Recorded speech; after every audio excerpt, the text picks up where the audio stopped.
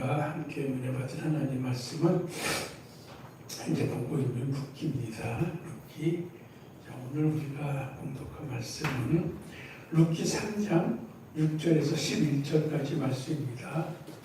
주보에 있는 대로 룻기 3장 6절에서 11절까지 말씀을 함께 공독하겠습니다. 제가 먼저 6절부터 공독하고요. 11절은 함께 합독하겠습니다. 자, 6절 제가 공독합니다.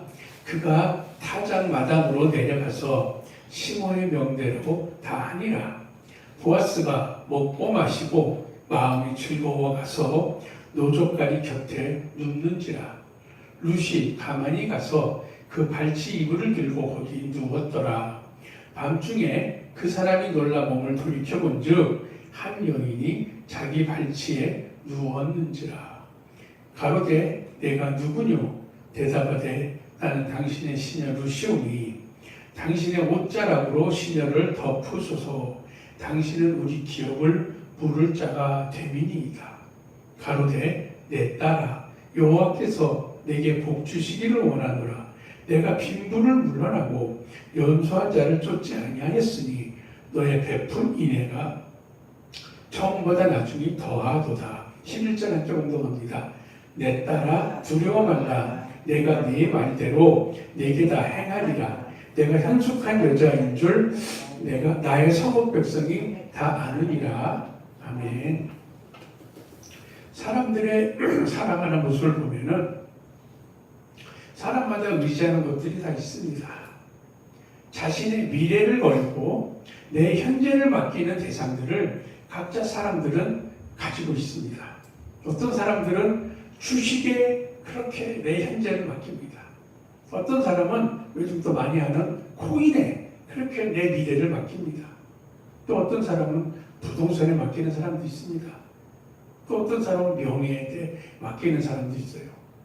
또 때로 보면은 아주 영험한 힘이 있다고 스스로 주장하는 그런 악한 영에게 또 나의 현재를 모두 주는 사람들이 있습니다.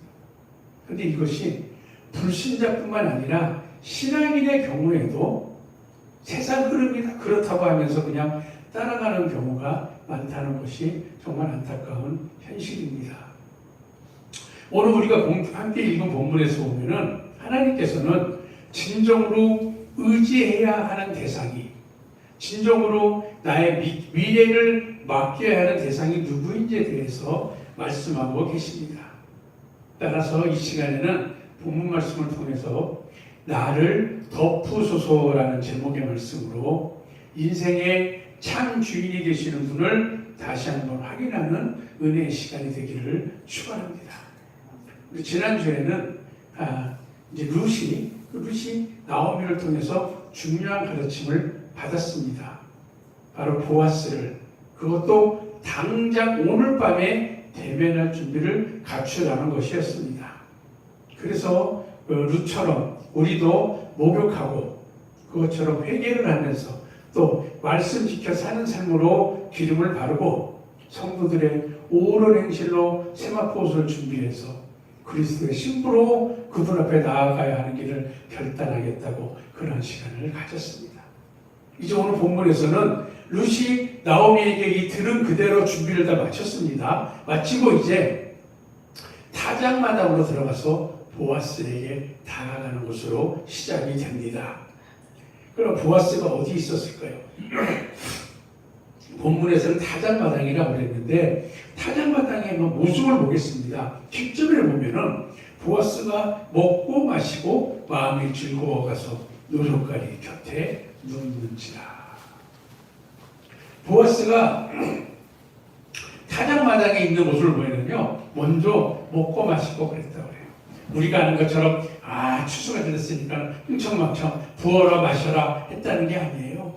물론 여기서 식사를 하라고 그들이 식사할 때 마시는 포도주를 마셨다는 의미도 볼 수 있지만 그것은 보여지는 의미고, 여기서 보아스가 먹고 마셨다는 거는요, 보아스는 하나님의 백성들이 드리는 찬양과 경배를 기쁘게 받았다는 거예요.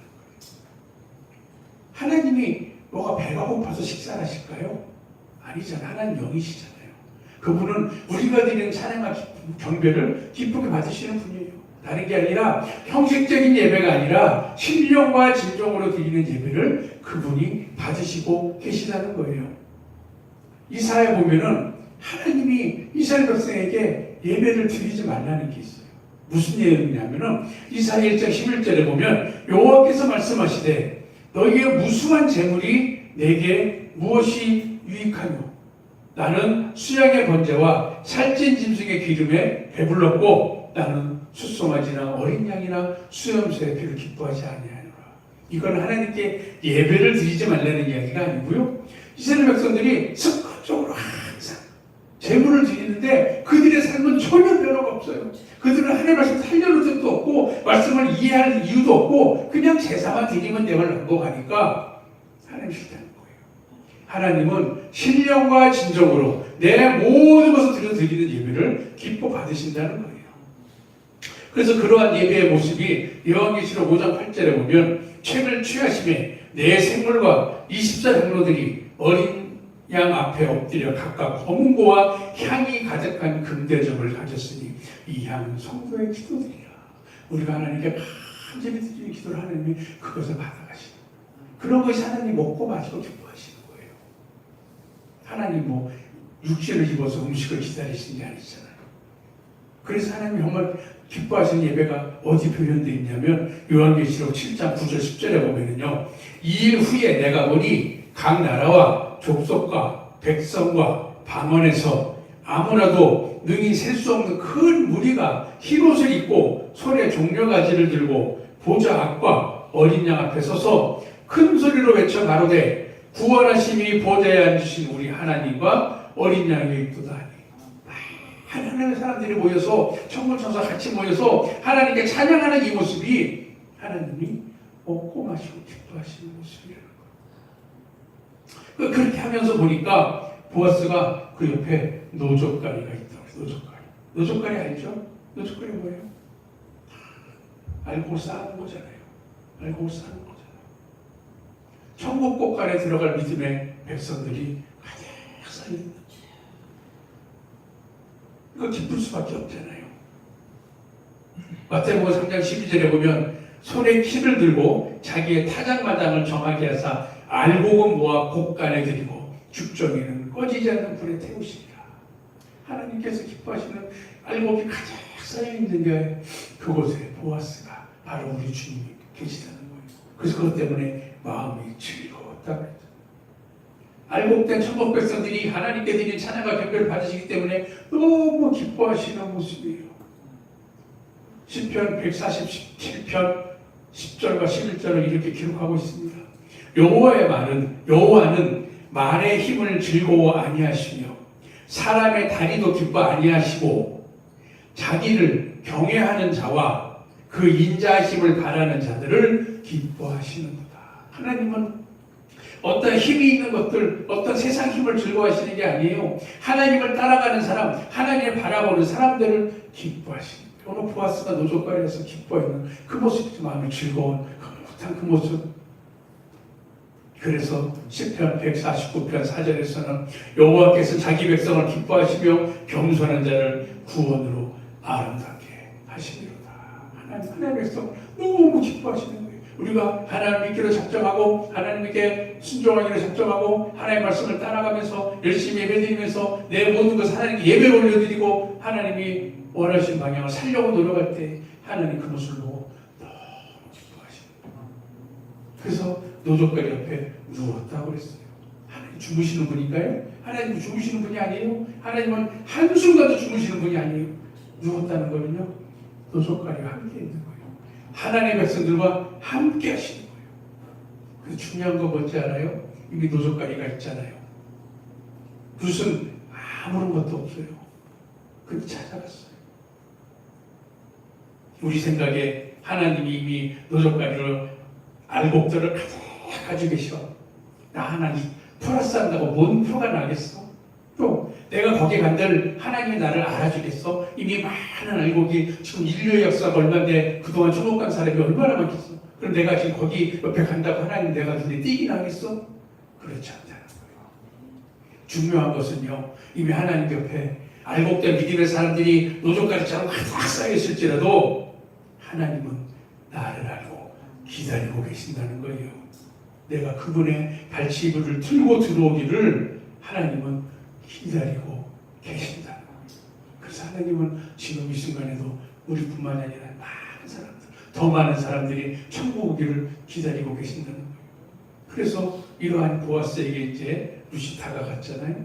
그리고 가만히 있다가 보아스가 이불에 잠자리에 눕는 걸 보고 그 발치를 들고 살짝 곁에 두었습니다. 이것이 룻이 보아스 앞에서 겸손하고 낮아진 모습으로 다가가는 것을 보여준다고 지난주에 말씀드렸잖아요. 우리가 예수님 옆에 나아가는 모습이 바로 이러한 모습이어야 됨을 보여주는 것입니다. 내 공로로, 내 의지로 내가 이루었어, 이것이 아니라 나는 아무것도 할 수 없는 상황이야. 나는 아무것도 할 수 없는 존재야. 나는 죄인밖에 안 돼. 그런데 오직 예수 그리스도의 십자가 은혜가 있었기 때문에 나에게 구원의 은혜가 주어졌다는 그 감사의 마음으로 내가 한 게 아니라 주님이 하셨어요. 그 겸손의 마음으로 다가간다는 거예요. 그런데 오늘 8절에 보면은요, 룻이 보아스를 찾아갔잖아요. 이 시간대가 밤중이라고 되어있어요. 낮이 아니라 밤중이에요. 밤중. 이 밤중이라는 시간이 성경에 참 자주 등장합니다. 무엇이냐면은 내 자신의 마음이 힘들 때가 나의 밤중이에요. 우리가 아는 해가 돌아가는 이 시간보다 내 마음이 힘들고 지치고 쓰러질 때, 내 신앙이 떨어져서 하나님을 부를 힘도 없을 때, 그때가 나에게는 밤중이 찾아온 거예요. 그래서 사단이 나를 너무 주장해서 하나님께 다가가지 못하게 방해를 하고 방해하고 그럴 때가 정말 나에게는 밤중이 찾아온 거예요. 이 밤중에 대해서 잠언 7장 8절 9절은 이렇게 말씀하고 있습니다. 그가 거리를 지나 음녀의 골목 모퉁이로 가까이 하여 그 집으로 들어가는데 저물 때, 황혼 때, 깊은 밤, 흑암중이라. 하나님 믿는 사람이 악한 세력과 하나가 돼서 죄를 지으러 가는 그 순간은 그 사람의 심령이 밤이 됐다는 거예요. 깊은 밤이 되어버렸다는 거예요. 방금까지 하나님을 찬양하다가도 내가 죄 가운데 빠지면 그 순간은 그 사람 마음에 흑암과 같이 큰 밤이 찾아간다는 거예요. 그래서 요한복음 11장 9절 10절에서 예수님이 말씀하시기를, 예수께서 대답하시되 낮이 12시가 아니냐, 사람이 낮에 다니면 이 세상의 빛을 보므로 실족하지 아니하고 밤에 다니면 빛이 그 사람 안에 없는 거로 실족하느니라. 사람이 하나님의 말씀과 같이 동행하면은 실족하지 않는다는 거예요. 왜? 내가 갈 길을 밝히 보여주는 말씀이 있기 때문에. 그러나 내 속에 밤이 찾아오면 하나님의 말씀이 더 이상 내 속에서 보이지 않기 때문에 나는 쓰러질 수밖에 없다. 죄 가운데 빠질 수밖에 없다고 말씀하시는 거예요. 그래서 시편 63편 6절에 시편 기자는 이렇게 하나님께 부르짖습니다. 내가 나의 침상에서 주를 기억하며 밤중에 주를 묵상할 때에 하오리니. 이게 뭐냐? 이거 받고 또 침상에서 기억한대. 밤중에 침상에 누워서 기도해야지. 이 말씀이 아니에요.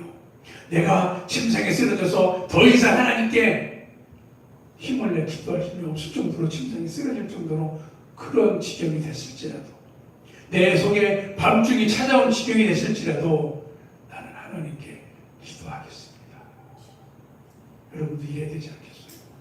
내가 신날 때 기쁜이 있을 때는요, 시키지 않아도 감사 기도해요. 하나님 감사합니다. 그런데 힘든 일이 닥친다? 하나님의 뜻을 구합니다. 할까요? 내가 영적으로 지치고 신앙적으로 다운돼서 더 이상 기도도 할 수 없는 상황이 됐을 때 시편 기자처럼 하나님 그래도 내가 침상에서 기도할게요. 하나님 그래도 내가 밤중이라도 기도할게요. 기도할까요? 에이, 하나님 나를 잠깐 잊으셨나 봐. 하나님이 나를 사랑하는 걸 이럴 수가 없어. 그런 거예요. 그러나 시편 기자는 하나님께 고백했어요. 내가 그런 상황이라도 기도하겠습니다. 마음이 힘들고 어려울 때, 나에게 영적인 어두운 시간이 찾아올 때에 그랬을지라도 우리는 보아스를 찾으러 가야 되고 예수님을 만나러 가야 합니다. 오히려 그럴 때일수록 더욱더 주님을 찾아가야 하는 것입니다. 그래서 룻이 이제 용기를 냈어요. 용기를 내서 발치입을 싹 들고 옆에 누웠어요. 그럼 보아스가 낮에 봤던 루시네 이래야 맞는데 오늘 부모님 뭐라고 그랬어요? 구절에 보면 내가 누구니?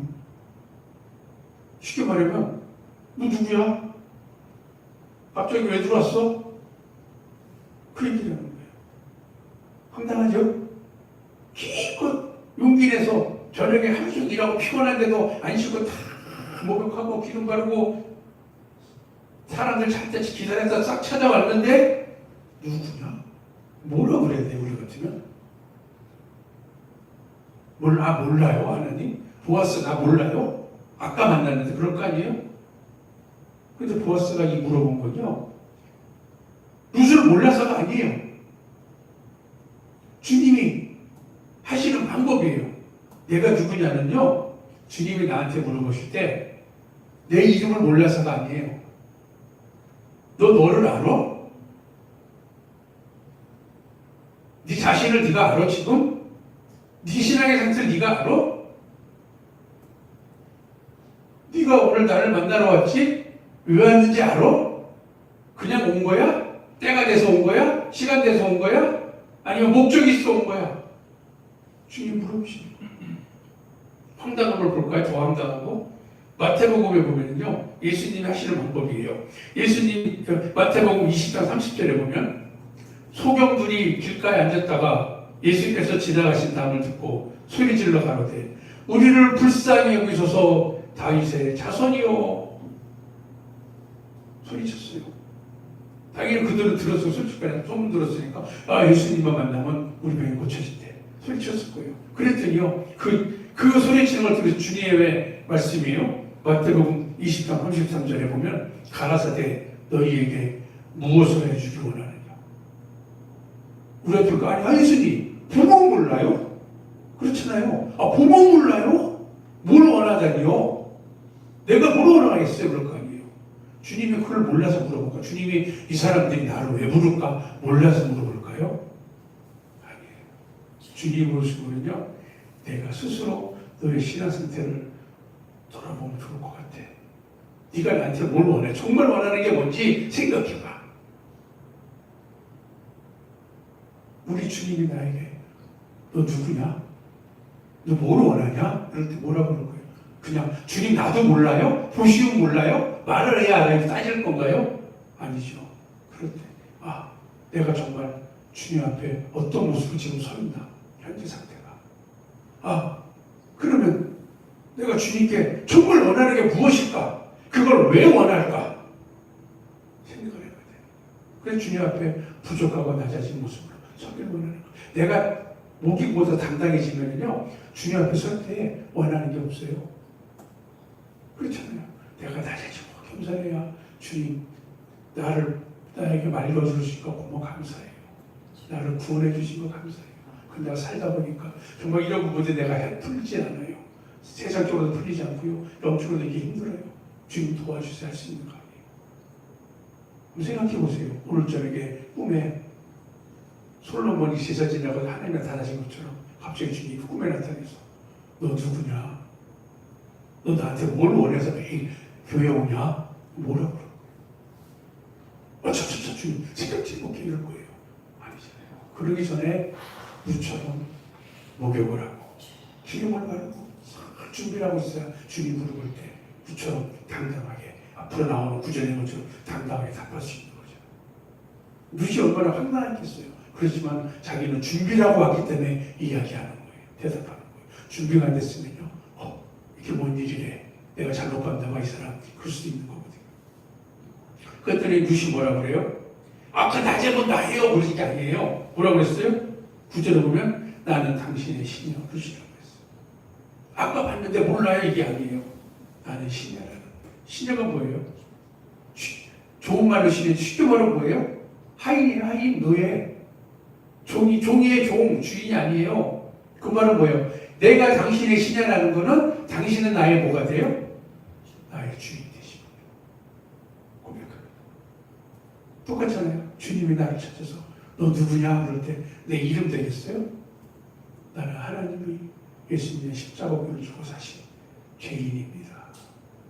그런데 나를 구해주셔서 내가 구원받게 됐습니다. 감사합니다. 말할 수 있는 거잖아요. 룻이 보아스의 아내가 될 수 있는 사람이에요. 우리도 그리스도의 신부가 될 수 있는 사람이에요. 그렇지만 절대 주님과 동급이라고 계산하지 않는 거예요. 요즘 세상은, 인간들의 세상은 모든 것이 많이 평주나 이게 평등이 돼가지고 부부도 동등하다 그러잖아요. 그러나 하나님 앞에서는 그리스도의 신부는 동등이 될 수가 없어요. 그분은 피조물, 그분은 조물주, 나는 피조물. 그분이 나를 핏값 하신 분. 그렇기 때문에 무슨 그 앞에서 겸손하게 아까 봤는데 몰라 이게 아니라 나요 신녀요 보아스 당신의 신녀요. 그것은 당신은 보아스 나의 주인 되십니다. 주님이 너 누구냐 그럴 때 나요 주님의 자녀요. 주님이 내 주인 되세요. 그걸 고백할 수 있어요. 룻이 하루 종일 저희가 준비하면서 정말 많으시려고 많은 걸 생각해보고 자기를 돌아봤겠어요. 내가 보아스에게 쓸 수 있는 사람인가? 내가 정말 당당하게 쓸 수 있을까? 이러면서 목욕을 하고 이런 걸 준비했을 거 아니에요. 그래야 이런 대답이 나올 수 있다는 거예요. 그래서 나는 신녀입니다. 당신은 어쩌라고 나를 덮어주세요. 당신은 어쩌라는 게 뭐예요? 추워서 보아스 보고 옷 덮어달라나요? 아니잖아요. 룻기 전에 2장 10절에 있는 것처럼 당신의 보호 날개 아래 나를 품어주세요. 덮어달라는 거잖아요. 완전하신 하나님의 보호 날개 아래 내가 들어가기를 소망합니다. 완전한 당신의 유력한 나의 귀여운 물자 되시는 보아스의 보호 날개 아래 내가 들어가기를 원합니다. 이것은 뭐예요? 그 안에 들어가겠다는 뭐예요? 보아스의 말을 따르겠다는 거잖아요. 우리가 하나님의 보호 날개에 들어가기 원합니다. 하나님 나는 내가 들어갈 테니까 나를 보호해 주셔서 아니잖아요. 그 말 할 때 뭐예요? 하나님께서 명하시는 어떠한 명령도 나는 순종하겠습니다. 그래 나를 온전히 이끄시고 악한 내 공격으로부터 나를 지켜달라는 고백이 되는 거잖아요. 신명기 1장 31절에 보면 하나님께서 말씀하셨어요. 광야에서도 너희가 당하였거니와 사람이 자기 아들을 아는 같이 너희 하나님 여호와께서 너희 행로 중에서 너희를 아느사 이곳까지 이르게 하셨느니라. 신명기 말씀이 떨어질 때는요, 이스라엘 백성들이 광야 40년이 마칠 때예요. 이제 가나안을 눈앞에 두고 있는 상황이에요. 그때 말씀하시는 거예요. 너희들이 광야에서 어떠한 어려움이 많았지만 하나님이 너희들을 자신의 자녀를 아는 것처럼 너희들을 안아서 이곳까지 데려왔다는 거예요. 안아서. 그게 하나님의 보호예요. 걸어가 그렇게 시켜주는 게 아니라 번쩍 안고 가는 거예요. 다칠까봐. 그 안에 내가 들어가겠다는 고백이잖아요. 어떻게 지키셨느냐? 신명기 32장 10절에 보면 여호와께서 그를 황무지에서 짐승의 부르짖는 광야에서 만나시고 호위하시며 자기 눈동자같이 지키셨도다. 황무지 짐승 나를 해하려고 부르짖는 악한 새들이 가득한 그곳에서 하나님이 나를 보호해 주셨다는 거예요. 그뿐인 줄 알아요? 신명기 1장 33절에 보면 그는 너희 앞에서 행하시며 장막 칠 곳을 찾으시고 밤에는 불로 낮에는 구름으로 너희 행할 길을 지시하신 자니라. 하나님 나를 안아주신 것뿐만 아니라 안고 데려갈 뿐만 아니라 나보다 먼저 가시면 혹시 내가 가다가 돌아다니라도 마실까봐 먼저 가시면서 앞길을 정리하시면서 오늘은 어디서 잘까? 오늘은 어디서 머물까? 그것을 찾아주시고 밤에는 추울까봐 불을 불기둥 치워주시고 낮에는 햇빛에 뜨거울까봐 구름 기둥으로 나를 덮어주시면서 인도하신 분이에요. 이러한 보호군을 무슨 이방인이었지만 알았어요.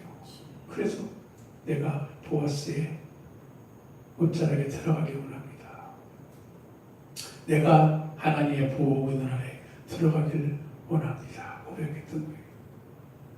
이 옷자락에 덮는 거예요. 또한 어떤 뜻이 있냐면 이전에는 내 뜻대로 내 의지대로 살았지만은 그러한 신앙생활을 내가 해왔지만은 이제는 하나님의 뜻에 순종하는 신앙인으로 변화되기를 소망하는 그런 믿음의 고백이 담겨 있는 겁니다. 하나님이 보실 때요, 우리가 이뻐서 우리가 덮어진 안에 덮어줄까요? 아니에요. 하나님 보시는 우리의 모습이에요. 뭐라 했냐면 이사야 65장 2절 3절에 보면 내가 종일 손을 펴서 자기 생각을 쫓아 불사른 길을 행하는 패역한 백성들을 불렀나니 곧 동산에서 제사하며 벽돌 위에서 분향하여 내 앞에서 항상 내 무릎을 일으키는 백성들이라.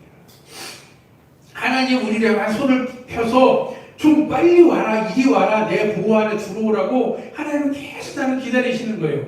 그런데 그 사람들의 모습을 보니까 우리의 모습은 어땠다고 그래요? 동산에서 제사하고 벽돌 위에서 분향했대요.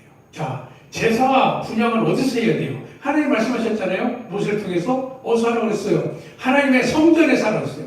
그때 성막, 성전, 교회, 우리 삶 가운데 하나님께 예배드리고 분향해야 되는데 동산에서 돌을 했을 때는 어떻게 된 거냐면요. 이방인들이 하던 짓이에요.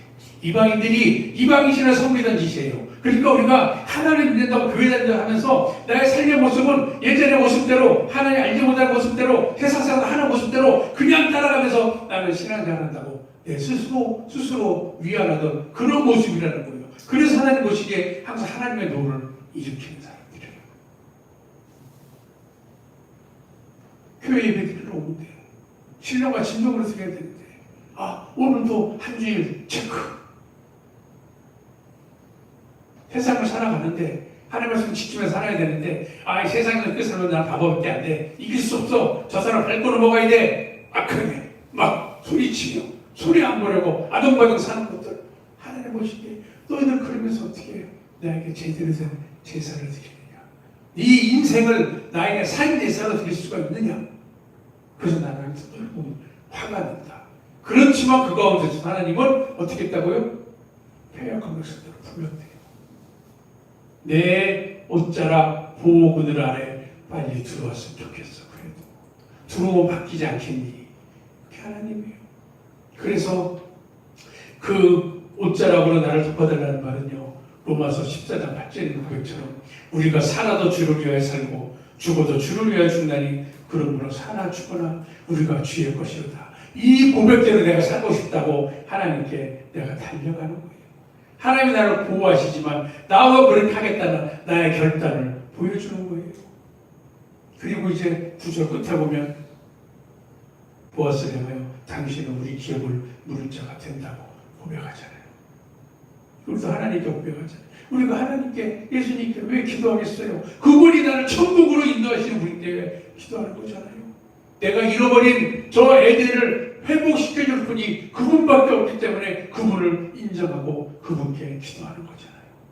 요한복음 14장 6절에 주님이 말씀하신 것처럼 내가 곧 길이요 진리요 생명이니 나로 말미암지 않고는 아버지께로 올 자가 없느니라고 하지. 그 말씀을 내가 그대로 믿는다는 나의 고백이잖아요. 그게 바로 나의 기업 물을 자가 당신이라고 인정하는 거예요. 아니면 이 땅에 살면서 내가 기업 물을 자를 찾을까요? 무엇이 나를 행복하게 할까? 무엇이 나를 더 성장하게 할까? 무엇이 나를 더 윤택하게 할까? 그런데 결국에는 다 그 땅의 것이거든요. 천국 가는 데는 전혀 도움이 안 되는 거예요. 내가 나를 천국으로 이끌 수 있는 분은 당신뿐이라고 인정하고 내가 나의 뜻대로 살던 나의 모습을 다 버리고 그 뜻대로 살겠다고 고백하는 것이 나를 더 부수소예요. 나를 보호해 주는 대신에 나는 그 은혜에 감사해. 조건부가 아니에요. 보호해 주셔서 나는 해준다가 아니에요. 나를 보호해 주실 거니까 나는 그것이 조건이 아니라 그것이 너무 감사해서 나는 그렇게 살겠다는 거예요. 우리가 인간에서 말하는 기브 앤 테이크가 아니에요. 그때 보아스가 이제 이러한 무쇠 고백을 듣고 10절에 말합니다. 너는 빈부를 쫓지도 않고 연소한 자를 쫓지도 않았다고 했어. 이 세상에 즐거운 거, 이 세상에 누릴 수 있는 거, 이 세상에 나를 재밌게 할 수 있는 것, 그런 것을 다 내려놨다는 거예요. 이 세상에서 삶의 기준으로 삼는 그러한 모든 기준들을 내려놨다는 거예요. 교회에서도요, 빈부와 연소한 자를 쫓는 사람들이 있어요. 교회를 다니면서도 무엇이 나를 더 재밌게 할 수 있는지, 내가 교회에서도 이렇게 교제하고 이런 신앙생활하고 교회에서 이런 교제를 하는 걸 세상까지 끌고 나가서 세상 삶까지 연결하면서 더욱더 내 육신을 즐겁게 하는 삶을 찾는 사람들이 교회에도 있다는 거예요. 그러나 무슨 다 내려놓은 거예요. 보아스가 보기에 너는 이제 나에게 온전히 오면서 네가 더 이상 이 세상 즐거움을 다 내려놨다. 온전히 나만 의지하기로 왔구나. 그걸 인정해 주는 거예요. 그래서 너의 베푼 은혜가 처음보다 나중에 더하다 그랬어요. 룻이 뭘 베풀었겠어요? 그렇잖아요. 룻이 보아스에게 베풀었어요? 보아스가 룻에게 베풀었어요. 근데 보아스는 그래요. 네가 베푸느니라 그래요. 무슨 인애를 베풀었을까요? 다른 거 아니에요. 룻이 보아스를 인정하고 그분을 사랑하고, 우리가 하나님께 무엇을 드려야 하나님이 우리를 보시면서 너의 베푼 인애가 크다고 그럴까요? 뭘로 그분께 드리가 그분이 만족할까요? 그분이 없는 게 있을까요? 단 하나예요. 내가 그분께 하나님을 의지합니다. 하나님이 나의 기업물을 뿐이십니다. 그래서 내가 그분을 사랑합니다. 그것으로 그분은 만족하는 거예요. 더 이상 필요하지 않는 거예요. 처음보다 나중에 더하다고 그랬잖아요. 하나님께 대한 처음 사랑보다 믿음 생활하면서 하나님을 사랑하는 마음이 더욱 커졌다는 거예요. 이래야 되는 거예요. 하나님을 처음 알았을 때보다 내가 말씀을 깨닫고 내 자신을 다니면서 믿음을 지키기 때문에 나중에 보이는 하나님 사랑이 더욱더 커진다는 거예요. 그렇게 된 사람들이 고난이 있을 때마다 하나님을 더 의지하고 하나님을 더 믿음으로 성장할 수 있는 사람들입니다. 요한계시록 2장 4절에 하나님께서 에베소 교회에 이런 책망을 하십니다. 너의 처음 사랑을 버렸노라. 처음 사랑은요, 하나님 믿을 때 다 일어나요. 처음 사랑, 막 감격이 눈물을 흘리고 난리 나잖아요. 그것을 유지하는 게 더 하는 것보다 그건 둘째고 유지하기도 못하는 사람들이 많다는 거예요. 그래서 처음 사랑을 버렸다고 했어요. 구원의 감격, 하나님께 대한 감사와 사랑이 사라지고 식어졌다는 거예요. 그런데 룻은 오히려 더했다는 거예요. 룻은 하나님은 어느 정도 믿은 사람이 아니에요. 장성에서, 이방인의 장성에서 나오미 집안에 시집가면서 하나님을 알았어요. 그런데 그때보다 더 믿음이 커졌다는 거예요. 하나님께서는 지금 이 시간 내가 이 순간에 처음보다 지금이 더 못하다고 생각하는 사람들, 그런 사람들 향하여 계시록 2장 5절에 보면 그러므로 어디서 떨어진 것을 생각하고 회개하여 처음 행위를 가지라. 나 옛날보다 못한 것 같아 하고 그것만 자절해하지 말고, 그런 사람은 왜 그랬을까를 생각해 보면서 다시 그 잘못된 부분을 회개하고 처음의 믿음을 회복하라는 거예요. 그리고 우리가 하나님께 처음보다 더욱더 갈수록, 시간이 지날수록, 신앙이 길어질수록 더 사랑해야 되는 이유는 다른 게 아니라 요한일서 4장 10절의 말씀처럼 사랑은 여기 있으니 우리가 하나님을 사랑한 것이 아니요 오직 하나님이 우리를 사랑하사 우리 죄를 위하여 화목제로 그 아들을 보내셨습니다. 내가 하나님을 먼저 사랑한 것이 아니라 그분이 나를 먼저 사랑했다는 거예요. 그래서 그분이 먼저 예수님을 십자가에 내어 주셨다는 거예요. 그래서 우리가 감사해서 사랑하는 거예요. 기브의 테이크가 절대 아니에요. 감사한 마음인 거예요. 로마서 5장 8절에 이렇게 말씀했습니다. 우리가 아직 죄인 되었을 때에 그리스도께서 우리를 위하여 죽으심으로 하나님께서 우리에게 대한 자기의 사랑을 확증하셨느니라. 하나님이 우리를 사랑한다는 것을 결정적으로 확인시켜 준 게 예수님의 십자가 사건이에요. 그것도 내가 주님을 믿을 때가 아니라 내가 죄인으로 그냥 있을 때에 주님을 모르는데 그분을 먼저 내어주셔서 십자가에 죽으심으로 그분이 나를 이렇게 사랑을 보여주셨다는 거예요.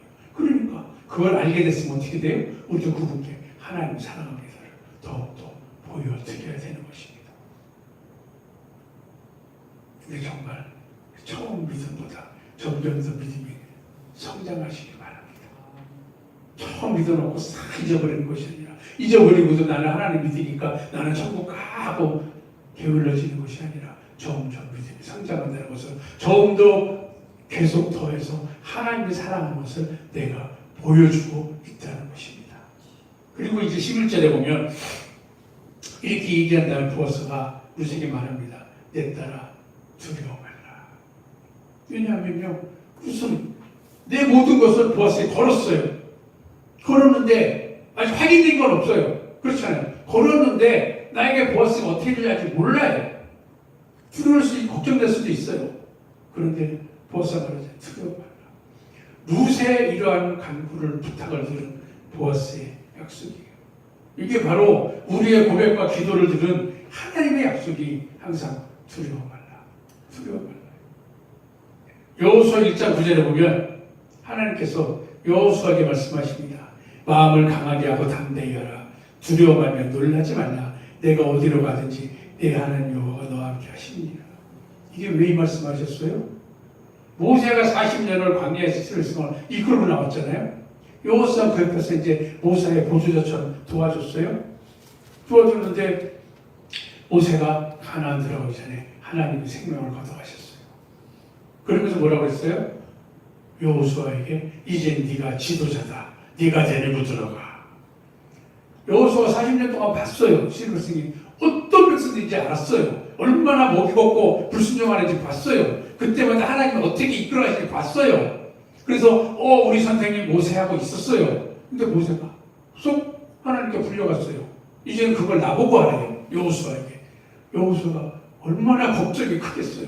내가 그 40년 동안 하나님께 불순종해서 죽어간 이 백성들, 그 백성들을 가나안 데려 들어가라고, 가나안 자리 잡아주라고 얼마나 정신적으로 힘들었겠어요. 그때 하나님 하시는 거예요. 모세가 죽은 후 여호수아를 찾아와 하나님이 약속을 주시는 거예요. 마음을 강하게 하고 담대히 두려워하지 마. 내가 너와 함께 할 거야. 왜? 하나님을 믿기 때문에, 하나님을 사랑하기 때문에. 우리에게 하시는 거예요. 그 하나님께 간절히 내어놓고 외워달리고 의지하면 하나님 말씀하시는 거예요. 네가 나를 그만큼 사랑해? 그러면 걱정하지 마.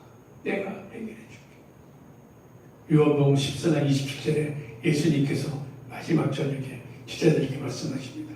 평안을 너희에게 끼치노니 곧 나의 평안을 너희에게 주노라. 내가 너희에게 주는 것은 세상에 주는 것 같지 아니하니라. 너희는 마음에 근심도 말고 두려워하지도 말라. 이제 날이 새면, 이 말씀하신 날이 새면 예수님은 십자가에 매달립니다.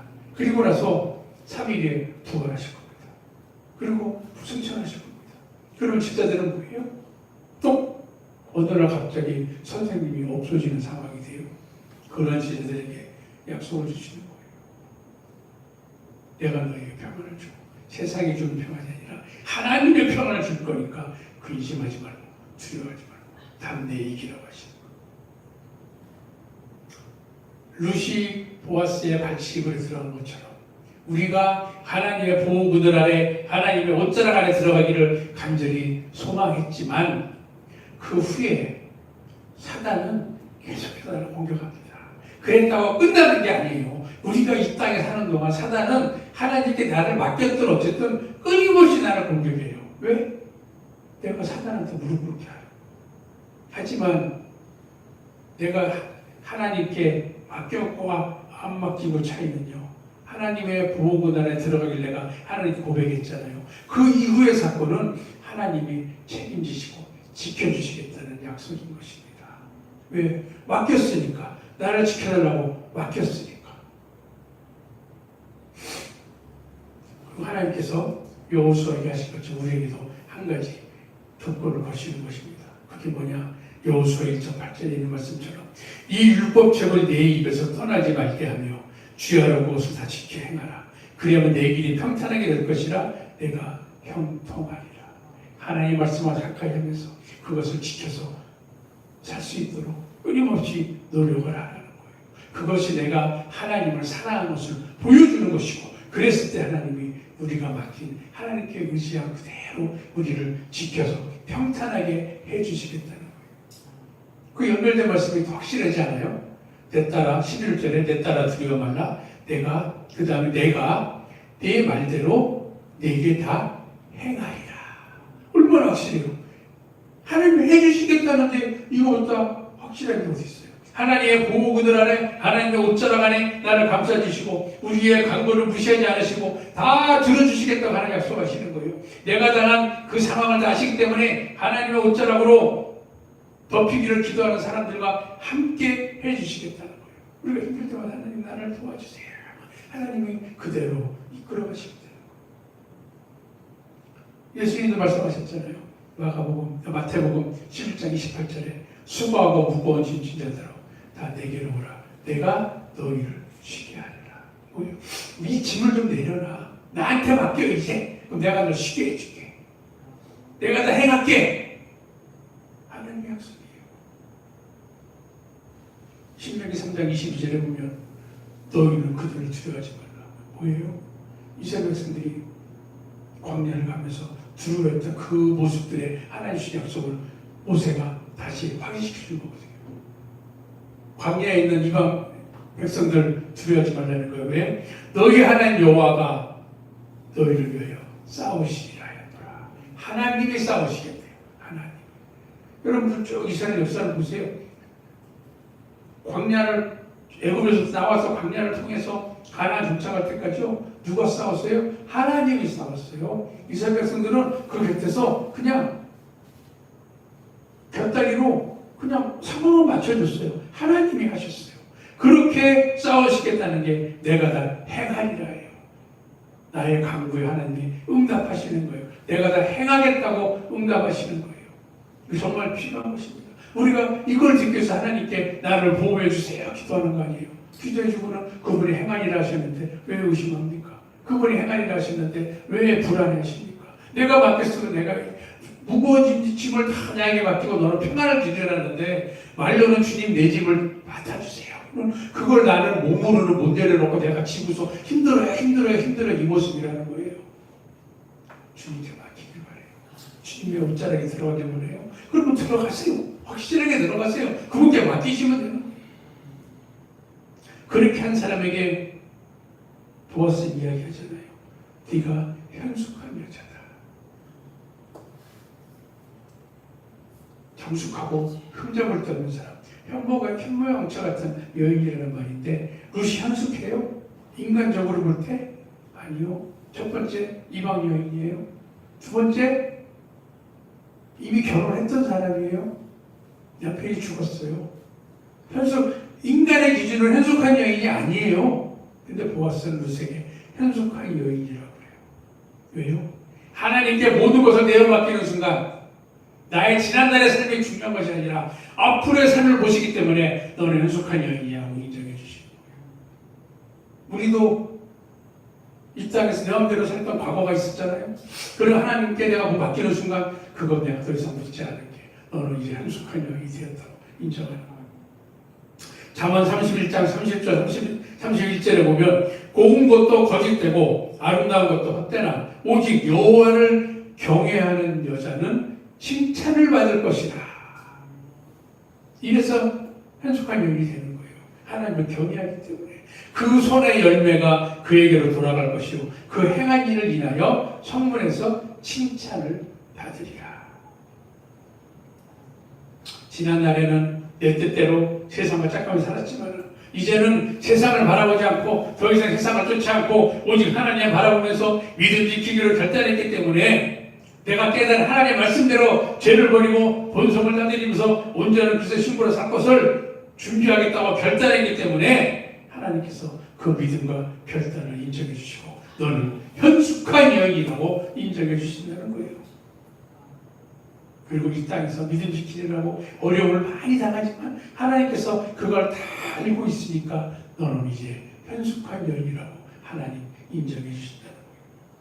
더한 거는요, 하나님만 아는 것이 아니라 나의 성읍 백성이 다 안다고 했어요. 하나님 나라 백성들, 천국에서 이미 나를 기다리고 있는 많은 믿음의 선진들이 내가 현숙한 여인이 되었다는 걸 알고 있는 거예요. 나를 기다리는 거예요. 천국에서 나를 맞을 준비를 한다는 거예요. 이 땅에서 나의 믿음의 수고가 당장은 힘들었지만 하나님이 다 갚아주시고 높여주실 것이라는 거. 그렇잖아요. 천국에 들어갈 때 천국에 있는 멀쩡한 선배들이 현숙한 여인이 온다 하면 얼마나 내가 쓰게 지겠어요. 하나님이 다 갚아주시고 어떤 사람에게? 하나님의 보호구단에 나를 맡긴 사람, 하나님의 옷자락에 덮이기를 소망한 사람에게 하나님이 갚아주시겠다. 어제가 무슨 날이에요? 어제 파도 15일이었어요. 알지요? 광복절이에요. 우리나라가 일본의 그 압제에서 해방됐다고 기뻐하는 날이잖아요. 그래서 오늘은 이제 아마 많은 교회들이 광복절 주일로 지키고 있는 교회들도 있어요. 그런데 정말 중요한 것은요, 오늘 룻에게 일어난 이 사건이 바로 광복이에요. 우리가 육신의 광복이 것도 중요하지만 영적인 광복이 중요해요. 우리에게 찾아온 영적인 광복, 영적인 해방이 바로 오늘 본문에 일어난 룻에게 일어난 사건이에요. 그것이 하나님께 모든 것을 내어 맡기고 하나님이 너를 현숙한 여인이라고 인정을 그 순간 루스의 위치는 바뀌는 거예요. 더 이상 이방 여인으로 과부로 사는 것이 아니라 보아스의 보호군을 들어간 거예요. 더 이상 과거에 내 뜻대로 살던 죄 가운데 살던 죄인의 모습으로 남아있는 우리가 아니라 이제는 하나님의 보호군을 안에 그분이 모든 것을 행하시는 그 속에 내가 함께 될 수 있다는 것입니다. 사랑하는 하나님의 성도님들, 우리가 평안할 때는 물론이지만요, 우리 마음에 밤중에 때가 찾아왔을 때 그 순간에는 더욱더 우리는 보아스를 찾아가야 합니다. 겸손하지만 절실한 마음으로 그분을 찾아갑니다. 그리고 고백해야 합니다. 나를 덮으소서. 당신의 옷자락으로 나를 덮으소서. 당신이 나를 덮어주셔야만 내가 살 수 있습니다. 나를 덮어주셔야만 나의 이 어려운 고비를 넘어갈 수 있습니다. 나를 덮어주셔야만 나의 문제들이 해결을 받을 수 있습니다. 나를 덮어주세요. 기도해야 돼요. 그랬을 때 주님 뭐라고 그러시겠어요? 오늘 말씀하신 것처럼 두려움 말라고 위로해 주십니다. 현숙한 여인이라고 나에게 다 행하리라고 약속하여 주시는 것입니다. 내가 그분께 보호해달라고 기도하지 않는데 그분이 어떻게 먼저 나에게 다 행하리라고 말씀하시겠습니까? 우리가 이 땅에 사는 동안 수없이 밤중에 때가 찾아옵니다. 한 번으로 끝나는 사건이 아닙니다. 사단은 끊임없이 나를 물고 늘어집니다. 그렇기 때문에 우리는 언제나 주님의 옷자락에 덮여 있어야만 하는 것입니다. 때때로 재미있는 것이 세상에 있다고 그 이불을 내가 걷어차고 나가면 안 되는 것이에요. 한번 내가 그 안에 들어가서 결단했으면 땀피가 나도 그 속에 버텨야 되는 거예요. 오, 나가면 저게 재밌는 것 같은데 지금 이 보아스에 있는 것보다 저기가 한 바퀴 돌고 훨씬 재밌을 것 같은데 한 바퀴 또 다시 와야지 이러면서 이불을 차고 나간다? 그건 내가 내 목을 차는 것. 우리는 주님의 옷자락에 보호구들 안에 같이 있어야 되는 것입니다. 그 옷자락 아래에서 말씀을 지켜야만 믿음의 삶을 살아갈 때 우리는 하나님께 친히 일하심을 보게 될 것입니다. 그분이 나에게 승리를 선물로 주시는 것을 경험하게 될 것입니다. 여러분들 기억하시기 바랍니다. 당신의 옷자락으로 나를 덮으소서. 이 말을 꼭 기억하시고 그분의 보호날개 아래 거하게 되기를 축원합니다. 그러므로 우리가 지난날 내 모습이 아니라 이제는 현숙한 여인으로 인정받으면서 천국에서의 영원한 삶을 소망하며 성취하는 우리 모두가 되기를 주님의 이름으로 간절히 축원합니다.